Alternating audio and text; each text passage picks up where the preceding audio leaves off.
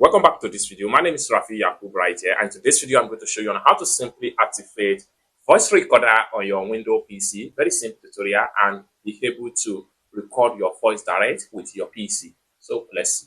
But before we dive into the tutorial, if you find this tutorial useful and you are new to this channel, remember to click on that subscribe, turn on the notification bell for more useful tutorial like this. So with that being said, let's get started. Alright, so the very first thing you want to do is to simply come down below right here where you have your start menu. Right, click on that. Then when you click on it, simply go to settings. Then it's going to load up like so. Next thing you need to do is to go to privacy. Click on that. And under the privacy right here, what you need to do is to head over to your microphone. Then from microphone, what you need to do is to simply scroll down all the way down where you have voice recorder. Simply turn on this particular button.